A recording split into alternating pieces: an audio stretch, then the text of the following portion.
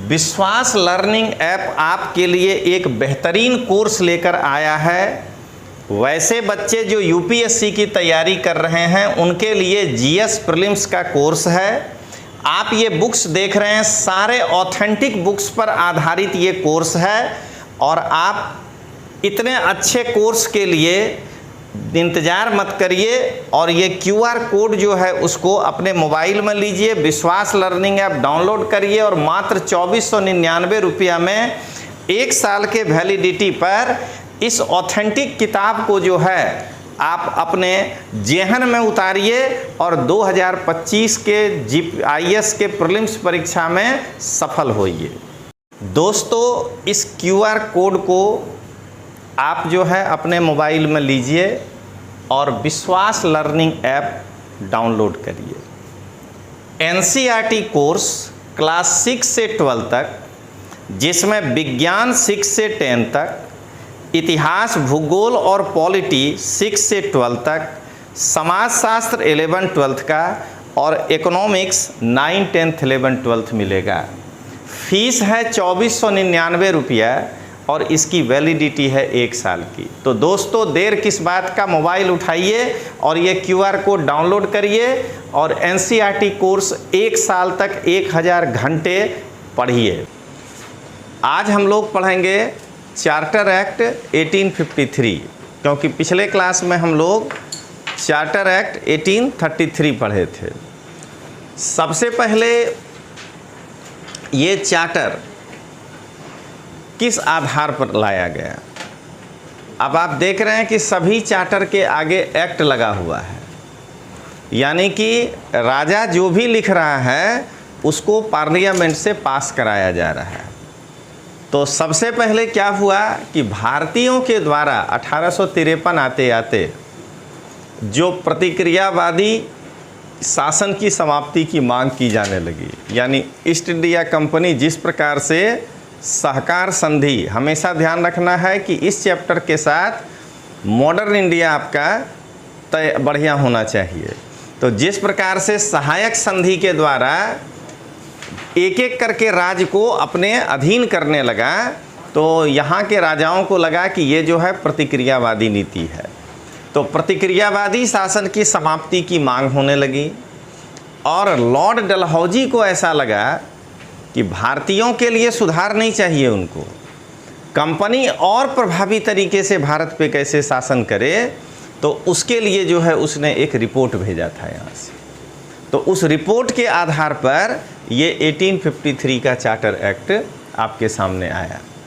तो क्या कहेंगे, जब भी पूछे कि चार्टर एक्ट के 1853 के पारित किए जाने के पीछे क्या थे आधार, तो पहला आधार था भारतीयों के द्वारा कंपनी की प्रतिक्रियावादी शासन की समाप्ति की मांग, कि इसको कैसे निपटा जाए। और दूसरा क्या था कि यहाँ के जो गवर्नर जनरल थे लॉर्ड डलहौजी, वो कंपनी के शासन में कुछ सुधार चाहते थे और उस सुधार के लिए वो यहाँ से एक रिपोर्ट भेजे थे। उस रिपोर्ट के आधार पर जो है 1853 का चार्टर पारित किया गया। ठीक है, अब आगे बढ़ते हैं।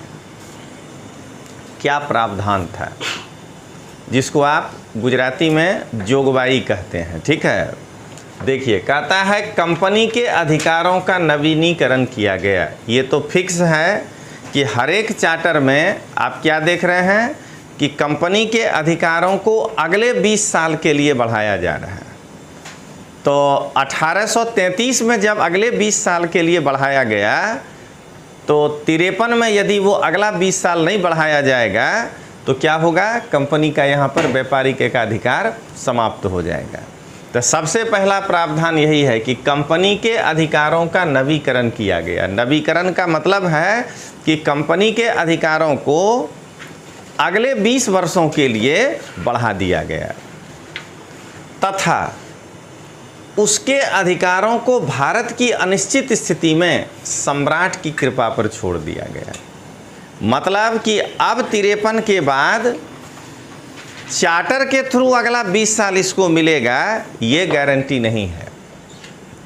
अब सम्राट की इच्छा होगी, सम्राट की कृपा, तो इनको अगला जो है रिन्यूअल मिलेगा, और अगर सम्राट की कृपा नहीं हुई तो अगला रिन्यूअल इनको नहीं मिलेगा। ठीक है, तो ये मेन पॉइंट इसको याद रखिएगा कि 1853 के बाद अब कंपनी के बाकी कामों के लिए चार्टर आ सकता है, लेकिन 1853 के बाद अब कंपनी के अधिकारों को फिर से रिन्यूअल किया जाए उसके लिए चार्टर अब नहीं आएगा। सम्राट को जब इच्छा हो तब वो कर सकते हैं।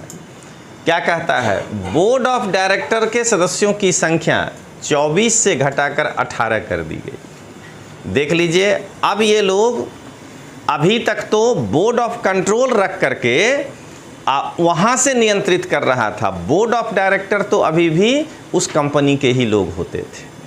1853 के बाद देखिए क्या कर रहा है कि बोर्ड ऑफ डायरेक्टर की संख्या 24 की गई से घटाकर 18, उनमें से अब 6 को ब्रिटिश क्राउन मनोनीत करेगा। यानी 12 बोर्ड ऑफ डायरेक्टर अब कंपनी के अंदर के प्रशासन को, 12 बोर्ड ऑफ डायरेक्टर कंपनी के लोगों के होंगे और 6 बोर्ड ऑफ डायरेक्टर जो है वो सरकार के होंगे, ऐसे समझना है। ब्रिटिश क्राउन मनोनीत करेगा। और विधायी कार्यों को प्रशासनिक कार्यों से पृथक किया गया। यानी कंपनी कोई प्रशासनिक काम अगर करता है, जैसे कहा गया कि हम पंजाब में 25,000 शिक्षक बहाल करेंगे कर्मचारी, ये हुआ प्रशासनिक काम। लेकिन अगर अभी 2 दिन बाद ये कहना चाहे कि हम एक नया नशा या शराबबंदी से रिलेटेड कोई एक्ट लाना चाहते हैं, तो वो एक्ट कैबिनेट मीटिंग में नहीं होगा, उसके लिए पंजाब विधानसभा में बिल पास करना होगा। उसको कहते हैं विधायी कार्य। प्रशासनिक कार्य क्या हुआ कि पहले से विधानसभा पास करके सरकार को दिए हुए है कि आपको जब लगे कि इतना सरकार के कर्मचारी कम है तो आप उसको बहाल कर सकते हैं। ये हो गया प्रशासनिक काम। एक हुआ कि नहीं, एक नया कानून बनाना है कि अब से जो है पंजाब के अंदर ये जो है ड्रग्स का जो है इस पर हम कुछ नया लाना चाहते हैं, तो उसको कहते हैं विधायी कार्य। तो विधायी कार्य और प्रशासनिक कार्यों को अलग करने का किया गया। अब देखिए, इतना अगर आप पढ़े हैं तो देखिए किस तरह का क्वेश्चन आपको यहाँ पर बना करके दे सकता है। देखिए, पहला 1853 के चार्टर एक्ट के संदर्भ में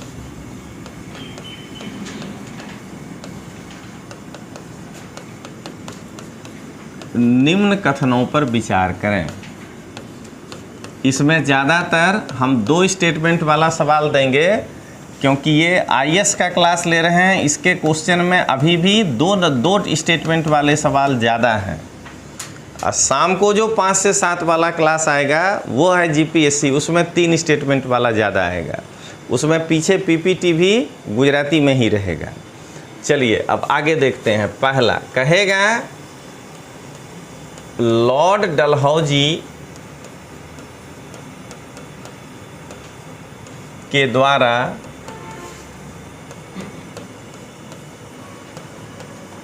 कंपनी के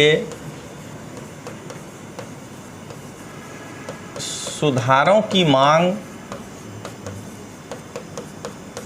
के कारण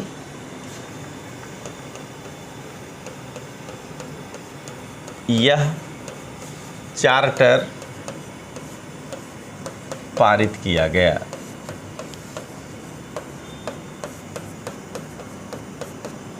ये आपका पहला स्टेटमेंट है। दूसरा, कंपनी के 24 डायरेक्टरों में 6 डायरेक्टर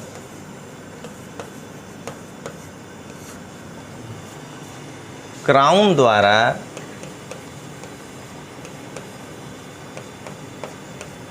मनोनीत किए जाते थे।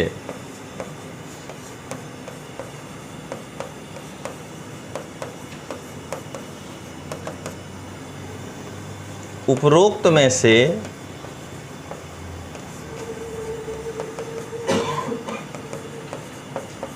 सत्य कथन पहचाने। ए केवल एक, बी केवल दो, सी एक तथा दो दोनों, डी ना तो एक ना तो दो। देखिए पहला स्टेटमेंट बिल्कुल सही है। दूसरा में ये 24 डायरेक्टर वर्ड जो यूज कर दिए, इसीलिए ये गलत हो गया, क्योंकि आपको क्या बताया है कि इसमें कंपनी के डायरेक्टरों की संख्या पहले 24 से घटा के 18 की गई, उनमें से फिर 6 जो है वो क्राउन के द्वारा नियुक्त होंगे। तो अगर आप जल्दीबाजी में ये वाला वर्ड पढ़ लिए तो आप आंसर सी में मार देंगे, लेकिन इसका आंसर हुआ ए केवल एक, क्योंकि दूसरा स्टेटमेंट इसमें से गलत है। तो आप जो है इस तरीके से तैयार रहिएगा जब आप आईएएस का एग्ज़ाम देने जाते हैं। और जीपीएससी का ये अगर आप क्लास 3 आरएएस मध्य प्रदेश ऐसे एग्ज़ाम को दे रहे हैं तो वहाँ के लिए यही वाला क्वेश्चन काफ़ी है कि निम्न में से किस एक्ट के द्वारा कंपनी के कुछ डायरेक्टरों को, मान लीजिए 6 ना भी कहे, ब्रिटिश क्राउन के द्वारा मनोनीत किए जाने की व्यवस्था की गई थी। 1833, 1853, 1813, 1793। तो जब आप वन लाइनर क्वेश्चन देखेंगे तो ये होगा, लेकिन जब कंसेप्चुअल क्वेश्चन में जाएंगे तो यहाँ ये सब चीज़ आपको याद रखना है। चलिए अब आगे देखते हैं हम लोग। देखिए ये व्यवस्था विधान परिषद का किया गया, मतलब भारत में क्या चेंज हुआ, वो तो चेंज इंग्लैंड का हुआ था। तो सबसे पहले हमको ये देखिए एक विधान परिषद दिया गया जो कि 12 मेंबर होते थे वहाँ। ये विधान परिषद अभी कलकत्ता में बैठेगा, क्योंकि अभी राजधानी दिल्ली ट्रांसफ़र नहीं हुई है, ठीक ना, वो तो 1911-12 के बाद की बात होगी। इस विधान परिषद में भारत में क्या चेंज हुआ, अभी जो पढ़े आप वो क्या था, इंग्लैंड में क्या चेंज हुआ। उस 12 विधान परिषद में 6 कहा गया सदस्य और 6 को कहा गया काउंसिलर, सभासद। सभासद का मतलब ये हुआ कि ये इस पोस्ट पर जो होंगे वही यहाँ पर मेंबर बनेंगे। 6 सदस्य में एक सदस्य जो है वो होंगे गवर्नर जनरल, यानी कि लॉर्ड डलहौजी, अगर अभी की बात की जाए। एक जो है सेना के लोगों का होना जरूरी है, कमांडर इन चीफ, ये एक होंगे। और याद करिए विधिक सदस्य को जब जोड़ा गया था तब फिर से वायसराय के कार्यकारिणी, गवर्नर जनरल के कार्यकारिणी में 4 लोग हो गए थे, तो ये मिला करके बना 6 लोग। तो 4 गवर्नर जनरल के परिषद के सदस्य, 1 कमांडर इन चीफ और 1 गवर्नर जनरल। अब देखिए जो काउंसिलर थे वो भी 6, तो काउंसिलर 6 में एक जो है बंगाल का मुख्य न्यायाधीश, यानी वही कलकत्ता के सुप्रीम कोर्ट का चीफ जस्टिस। दूसरा कलकत्ता सुप्रीम कोर्ट का कोई एक अन्य जज, चीफ जस्टिस नहीं, कोई एक अन्य जज। आप जरा देख लीजिए कि सभासद में 6 में 2 तो फिर सरकार का ही आदमी है, और ये 6 तो पूरी तरह से सरकार का ही आदमी है। तो जब भी यहाँ कोई निर्णय लेना होगा तो 12 में 8 कौन है, गवर्नमेंट का आदमी है।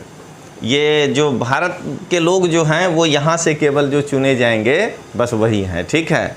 और ये लोग भी वायसराय की कृपा पे ही निर्भर करते हैं, इसलिए वायसराय जो कहेगा वही जो है ये अपने सामने बताएंगे। अब देखिए बंगाल प्रांत से एक चुनकर आएगा।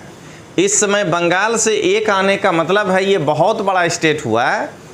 बंगाल, बिहार, उड़ीसा और बांग्लादेश, ये सब मिला करके हुआ बंगाल। मद्रास प्रांत, तो आज का तेलंगाना, आंध्र प्रदेश, मद्रास, ये सब मिला दीजिए, थोड़ा बहुत कर्नाटका का पार्ट भी, वो बताएंगे आगे। वो मिला करके हुआ मद्रास प्रांत। बम्बई प्रांत, इस समय बम्बई प्रांत भी उतना ही बड़ा है, क्योंकि इसमें सिंध भी शामिल है, गुजरात भी शामिल है और महाराष्ट्र भी शामिल है।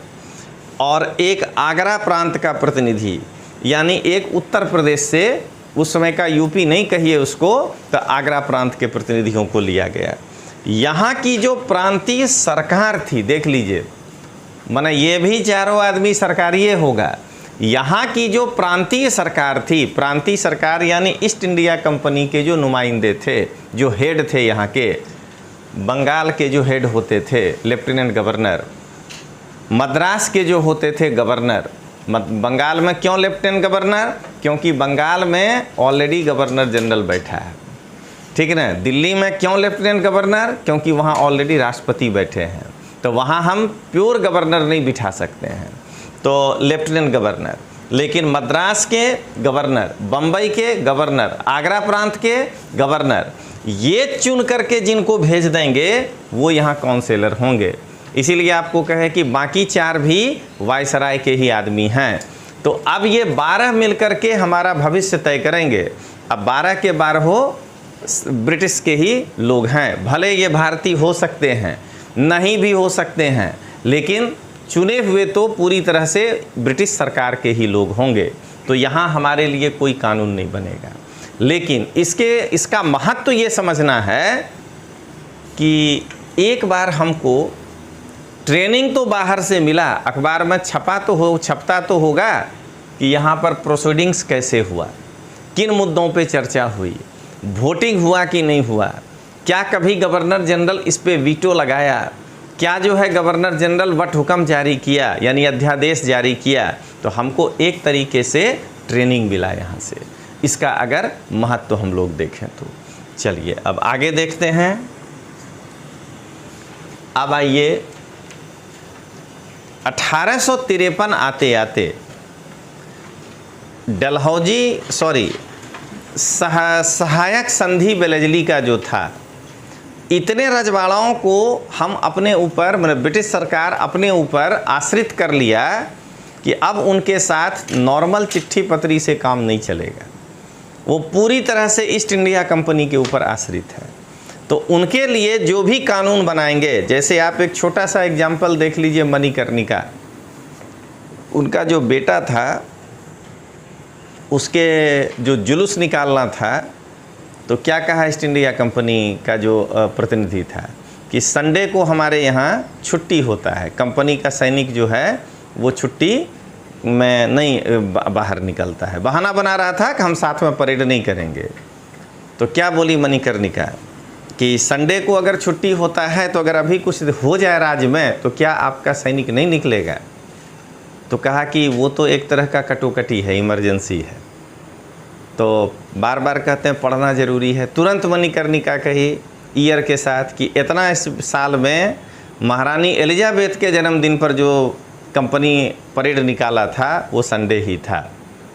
तो क्या देख रहे हैं, ये इतना बहस क्यों हुआ? क्योंकि नॉर्मल चिट्ठी से बात चल रहा है, ठीक ना। वो देखे क्या, वो बकरा उठा करके बकरी लेके चली आई। वो कहा कि नहीं, ये तो महारानी है, उनका अधिकार है, आज से सारा पशु राज्य का पशु होता है, हम घोषित करते हैं।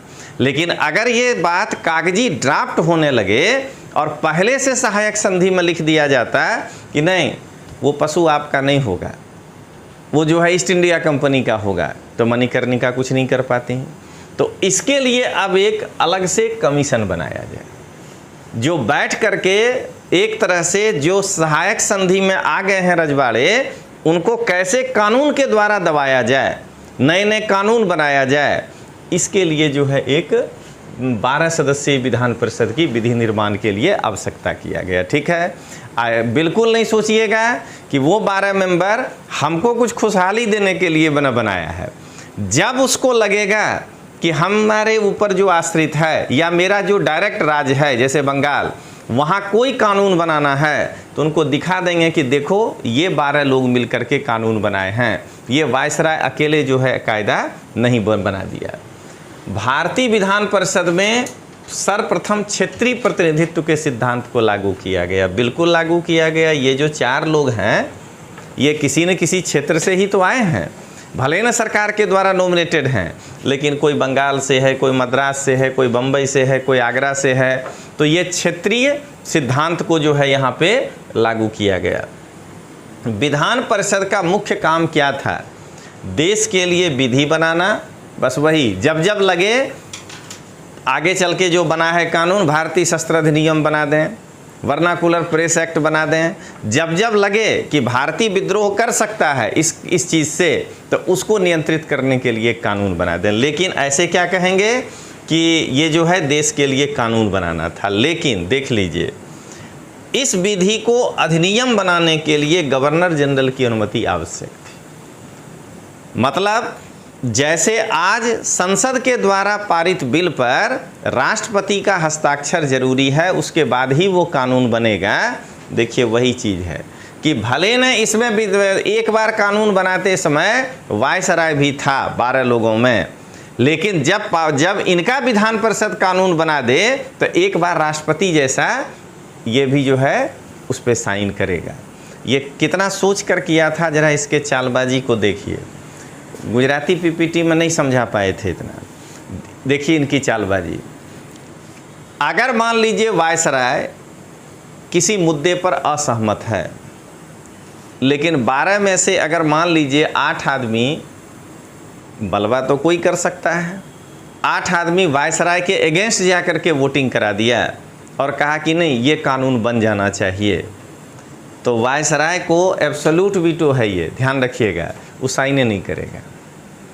तो कुल मिलाकर के वायसराय की ही मर्जी चलेगी कि भाई ये बिल आया है, इसको जो है तुम लोग या तो डिस्कशन करके पास करो या सीधा सिग्नेचर करो, नहीं करोगे तो हम उसके बाद साइन ही नहीं करेंगे। तो वायसराय के हस्ताक्षर इसमें ज़रूरी था। ठीक है, अब जरा देखिए, विधान परिषद के द्वारा बनाए गए विधि को देखिए गवर्नर जनरल वीटो कर सकता था।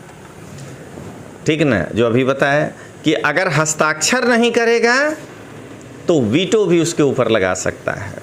हस्ताक्षर कर दिया तो वो कानून एक्ट बन जाएगा, और अगर वो हस्ताक्षर नहीं किया तो क्या माना जाएगा? वीटो माना जाएगा। वीटो माने ना पाड़वानी शक्ति, ठीक है ना, ऐसे समझना है।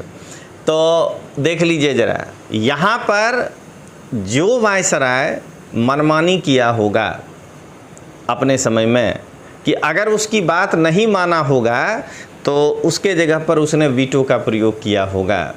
उस अनुभव को ध्यान में रखते हुए हमारे संविधान निर्माताओं ने कहा कि हमारे राष्ट्रपति और संसद के बीच संघर्ष ना हो जाए, इसके लिए कहा कि 3 प्रकार का वीटो देंगे। देख रहे हैं ना, और उसके साथ केस बताया कि आप कब एब्सोल्यूट वीटो लगाएंगे, कब आप सस्पेंसिव लगाएंगे, और पॉकेट वीटो के लिए कोई केस नहीं है।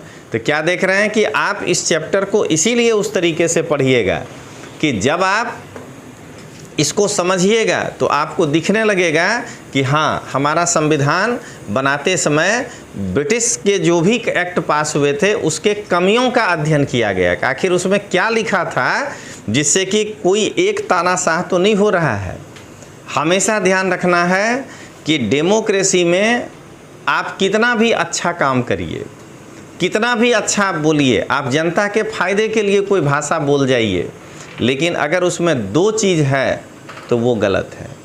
एक डिक्टेटरशिप, अगर आप तानाशाही वाला बात किए हैं तो वो गलत है, और दूसरा अगर आप विधि के द्वारा स्थापित प्रक्रिया के बिना कोई काम कर रहे हैं जो लीगल बात है, तो ये 2 डेमोक्रेसी के लिए खतरा है हमेशा। चाहे कोई पार्टी करे कहीं भी, अगर हर पार्टी रहा है कि जब उसकी बारी आती है तो वो फिर नहीं पूछता है किसी से, और जब उसकी बारी नहीं आती है तो दूसरे के समय कहता है कि देख लो ये जो है ऐसा कर रहा है। आपको राजनीतिक बात नहीं बता रहे हैं, आप सोच के देखिएगा, भगवंत मान सीएम बनेगा, इसके लिए पूरे पंजाब के जनता से पूछा गया। हरभजन राज्यसभा के मेंबर बनेगा कि नहीं, ये पूछा जनता से। देख रहे हैं, यानी वहाँ चूँकि वोट लेना था डायरेक्ट जनता से, तो उसको दिखा दिया। अब तो दे दिए वोट, अब 5 साल भुगतो। अब तो जो है हम जिसको चाहेंगे उसको राज्यसभा में भेजेंगे, जिसको नहीं चाहेंगे उसको नहीं भेजेंगे। ज़रा एक चीज़ देखिएगा, इतना बड़ा भेल कंपनी के द्वारा बनाया गया ईवीएम गलत है, आपका व्हाट्सअप सही है। ये जो मान का वोटिंग कराए थे, अब बाहर निकल के जब कह दिए कि 40% लोग कह दिया 40%, तो मतलब आप पे हम भरोसा कर लें कि नहीं जनता सही कहा होगा। और आप जो इतना बड़ा प्रक्रिया से ईवीएम बना है उस पर जो है अपने विधानसभा में सौरभ भारद्वाज जी एक बार डेमोन्स्ट्रेशन दे रहे हैं कि देखिए इसमें गलती है, और आपका व्हाट्सअप सही है, बाकियों का ईवीएम भी गलत है। यही जो है प्रॉब्लम है कि किस तरीके से, तो जब डिक्टेटरशिप आप करिएगा तो ये डेमोक्रेसी के लिए खतरा है। तो चलिए क्या देख रहे हैं, विधि बनाने के लिए इनको वीटो दिया गया। बंगाल के प्रशासनिक कार्यों के लिए जरा देख लीजिए, क्वेश्चन आ जाएगा परीक्षा में। अभी तक बंगाल का, भारत का गवर्नर जनरल ही बंगाल के गवर्नर के रूप में काम कर रहा था। नतीजा क्या होता था कि गवर्नर वो टाइम नहीं दे पाता था। टाइम नहीं देने के कारण बंगाल का प्रशासनिक काम जो है वो रुक जा रहा था। तो उसको सहायता देने के लिए एक लेफ्टिनेंट गवर्नर को नियुक्त किया गया, जैसे अभी दिल्ली में एलजी साहब हैं, ठीक है, क्योंकि राष्ट्रपति को ही देख लेना चाहिए, क्योंकि वो एनसीआर है, एक तरह से वो राष्ट्रीय राजधानी क्षेत्र है। लेकिन राष्ट्रपति जो है वो पूरे देश का कामकाज देख रहे हैं, तो हो सकता है कि मुख्यमंत्री जो कुछ भी वहाँ से बिल पास करके भेजे, राष्ट्रपति को हस्ताक्षर करने में देर लग जाए, इसलिए जो है वहाँ लेफ्टिनेंट गवर्नर नियुक्त किया गया। देखिए, विधि सदस्य को गवर्नर जनरल की परिषद का पूर्ण सदस्य बना दिया गया। पूर्ण का मतलब याद करिए, 1833 में कहा गया था कि आप केवल बता सकते हैं, वोट नहीं दे सकते हैं। देख रहे हैं ना, सलाह दे सकते हैं। इसमें क्या कहा कि नहीं, अब आप वोटिंग राइट्स भी आपको मिलेगा, आप वोट भी दे सकते हैं। और कंपनी के कर्मचारियों की नियुक्ति के लिए नामजदत्री के स्थान पर प्रतियोगिता परीक्षा का आधार बनाया गया। शुद्ध हिंदी है, ये तरह गलत है, नामजदी। यानी अभी तक जो नॉमिनेशन हो रहा था कि एक चिट्ठी दे दिया जाता था कि भाई इस आदमी को इस जगह पे आप नियुक्त कर दीजिए, उसके जगह पर कॉम्पिटिटिव एग्ज़ाम जो है शुरू हो गया, जो आज अभी तैयारी कर रहे हैं आप, समझ गए। बस यही चीज़ कि अब कॉम्पिटिटिव एग्ज़ाम के थ्रू जो है लोग जाएंगे। अब देखिए, ये आगे जानने के पहले देखिए आपको यहाँ से कैसे क्वेश्चन बना करके देगा। 3 स्टेटमेंट वाला क्वेश्चन आपको बना के देते हैं। देखिए, 1853 के एक्ट के संदर्भ में निम्न में से सत्य कथन पहचाने।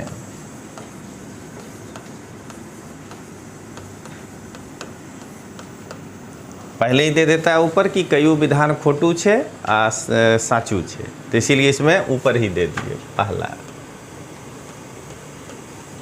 विधि सदस्य को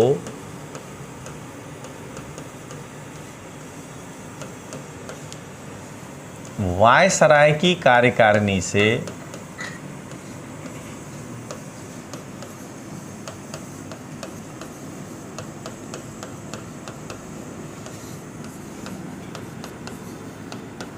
बाहर कर दिया गया।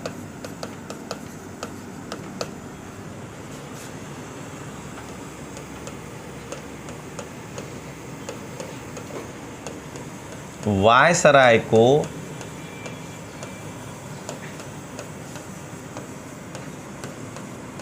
वीटो शक्ति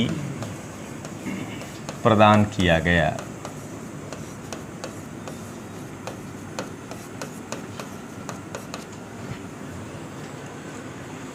तीसरा, प्रथम बार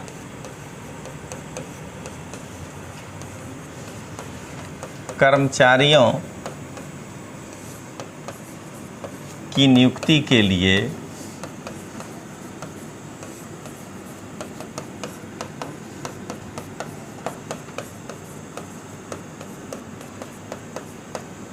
प्रतियोगिता परीक्षा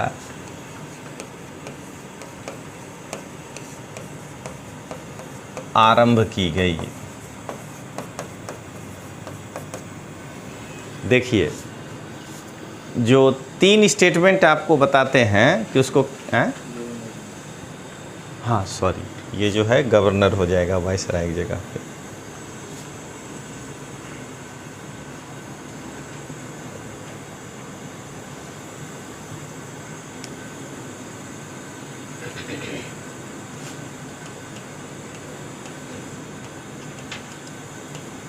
देखिए आप खुद सोच के देखिएगा, जो हम कहते हैं कि एक जान गए तो आप एलिमिनेट कर सकते हैं। आप स्वयं पेपर बना के देखिए ऐसा 3 स्टेटमेंट। अब ये बताइए, पहले एक को तो कहीं सही करना होगा। आज आपको साइकोलॉजी बताते हैं कि कैसे क्वेश्चन पकड़िएगा। एक को करना होगा तो 2-3 सही है, कहीं एक जगह आप रख दिए। अब ये बताइए कि अब एक कोई तो और कॉम्बिनेशन बनाइएगा, दोबारा तो 2-3 आप रखेंगे ना, तो या तो आप 1-3 बनाएंगे कॉम्बिनेशन, या तो 1-2 बनाएंगे, कोई न कोई एक बनाएंगे। अब देखिए बहुत भारी करना है तब अब एक केवल 3 बनाएंगे, ठीक है ना। बहुत भारी अगर आपको करना है, और अगर आपको सस्ते में निपटा देना है तो केवल 1 कर देंगे। देखिए ऐसे समझना है कि क्यों एक को गलत पकड़ा जाता है। आपके पास ऑप्शन ही नहीं है जब आप 3 स्टेटमेंट बना रहे हैं। तो अब देख लीजिए, या तो इसको 1-2 करिएगा, या तो इसको जो है केवल 3 करिएगा, या तो इसको केवल 1 करिएगा, या तो इसको जो है केवल 2 करिएगा। इसके अलावा क्या ऑप्शन है आपके पास? उसके बाद इसमें ये एक कंपलसरी ऑप्शन है कि 1 2 3 आपको बनाना ही है, ठीक ना। इसीलिए 50-50 पहुंचा जाता है कि पहला ऑप्शन अगर गलत है तो कुछ भी कर लेगा, मिनिमम 2 तो बाहर होके रहेगा। अगर हम यहाँ पे केवल 3 भी लिख दें, केवल 2 भी लिख दें, तब भी ध्यान रखना है कि ये 2 तो बाहर होकर रहेगा, ठीक ना। अब देख लीजिए, अगर ये 2 बाहर होकर रहेगा तब फिर समझना है 1 तो गलत हो गया। ये बार बार 3 का फ्रीक्वेंसी क्यों आ रहा है? आपको आज ब्रह्मास्त्र दे रहे हैं कि कैसे 10 पकड़िएगा क्वेश्चन, समझ गए। ये बार बार 3 का फ्रीक्वेंसी क्यों आ रहा है, ठीक ना। इसका मतलब 3 तो होगा ही, ठीक ना। अब जैसे ही ये 3 हो गया तो अब यहाँ केवल 3 देगा तो ही गड़बड़ाएंगे हम। अगर केवल 3 नहीं दिया तो पक्का है कि 2 और 3 होकर रहेगा, क्योंकि अगर यहाँ केवल 3 नहीं देंगे तो अब हम 1-3 तो दे नहीं सकते हैं 2 बार। अब या तो 1-2 देंगे, या तो केवल 2 देंगे, या तो जो है केवल 3 देंगे। तो एक ही बार है कि केवल 3 से मामला गड़बड़ा सकता है। बाकी अगर इन 3 में कोई ऑप्शन आया तो अपने आप यही सही होगा, कोई ऑप्शन है ही नहीं उसके बाद। देख रहे हैं, तो ये पहला क्वेश्चन से नहीं शुरू कर देना है परीक्षा में। पहले जितना जानते हैं उतना टिक मार लीजिएगा, समझ गए। नहीं तो पता चला कि अब पढ़ना बंद आज के बाद, है ना। आने दीजिए पेपर, अब उसके बाद उसमें करेंगे। उनको कोई ऑप्शन नहीं है, राजस्थान में वो 1 लाइनर होता है, इसलिए वहाँ तो पूरा पता होना चाहिए। यहाँ पर है जीपीएससी आईएएस में कि आप इसको कर सकते हैं। इसीलिए आपको कई बार बताते हैं कि नॉलेज ज़्यादा होना ज़रूरी है, लेकिन अगर आप दिमाग लगा करके पढ़िएगा तो आईएएस और जीपीएससी करना ज़्यादा आसान है, क्योंकि उसमें 20 प्रश्न जो है ना जीपीएससी में, आप इस टैक्टिस पे जा सकते हैं आगे जितना आपको नॉलेज है। क्लास 3 में नहीं मालूम है तो फिर नहीं मालूम, समझ गए। वहाँ आप कुछ भी अतिक्रमण नहीं कर पाइएगा जिसमें कि एक ही लाइन का क्वेश्चन होता है। तो चलिए अब आगे देखें। यहाँ तक आप देख लिए पूरा। अब देखिए कि अगला क्या है।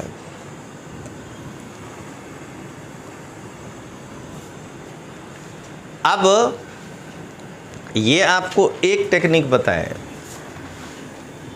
4 स्टेटमेंट वाला का भी टेक्निक है कि उसको कैसे पकड़ना है। सिर्फ 2 वाला में है कि आप 50-50 तक पहुंच सकते हैं 2 वाले में, लेकिन एग्जैक्ट नहीं पहुंच पाइएगा कि यही सही है।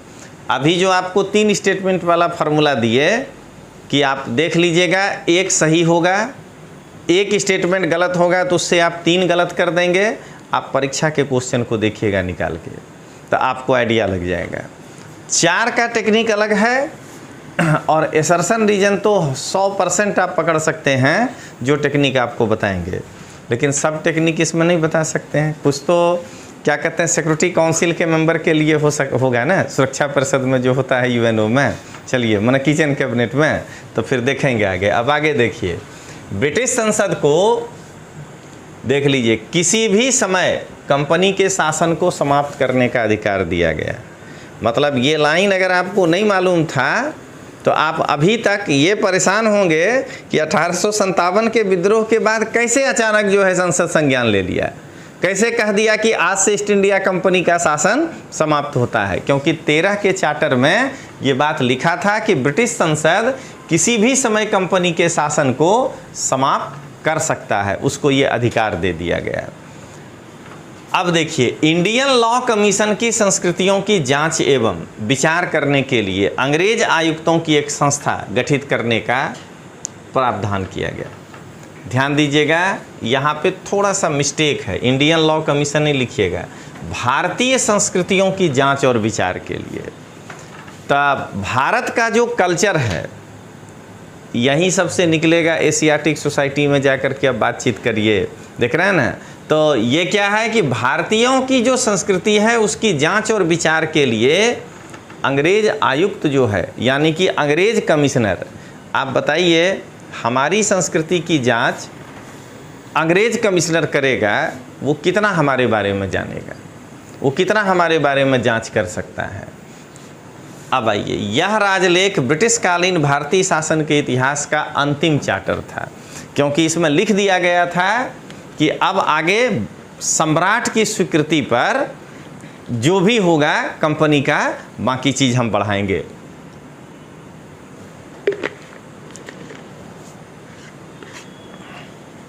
ऐसे भी परीक्षा में अगर ये क्वेश्चन आ जाए कि अंतिम चार्टर कौन था, तो ऐसे भी 53 के बाद एक्ट आने लगा है, क्योंकि 1857 का रिवोल्ट होगा और उस रिवोल्ट के बाद जो है कंपनी का शासन समाप्त हो जाएगा।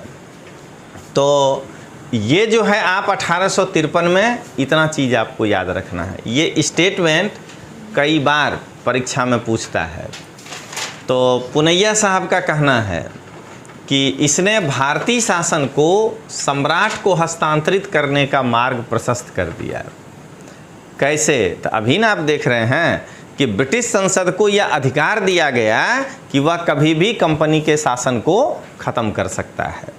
तो कंपनी का शासन अगर ख़त्म होगा और संसद उसको कहेगा कि अब हम अपने नियंत्रण में लेते हैं, तो ब्रिटेन के संविधान के हिसाब से शासन कौन करेगा? क्राउन करेगा। तो क्राउन के अधीन वो जो है शासन कर दिया गया। अब देखिए, 1857 के विद्रोह ने इस प्रक्रिया को और भी तीव्र गति प्रदान की और ईस्ट इंडिया कंपनी के शासन को समाप्त कर दिया। मतलब कि कल अगर आपको मॉडर्न इंडिया में ये सवाल दे दे तो अब आप इसको आराम से लिख देंगे, अगर 1853 का चार्टर आपको मालूम है। कि लिख लीजिए क्वेश्चन कि यद्यपि 1857 के विद्रोह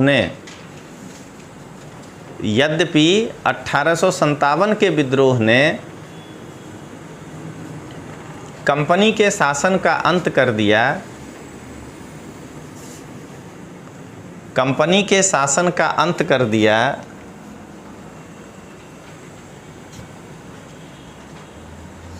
परंतु इसकी प्रक्रिया 1853 के चार्टर एक्ट से ही प्रारंभ हो गई थी। इसकी प्रक्रिया 1853 के चार्टर से ही प्रारंभ हो गई थी।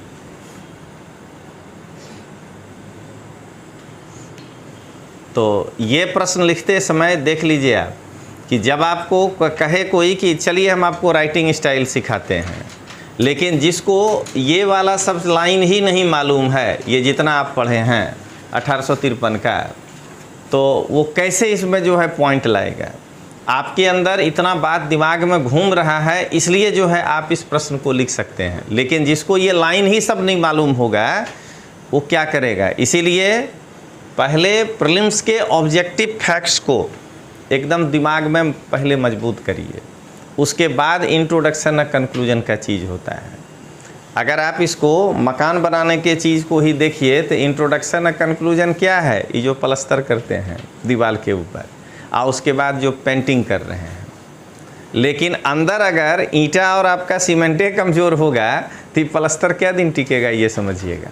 तो इसीलिए पहले ऑब्जेक्टिव चीज़ों को बढ़िया से तैयार करिए।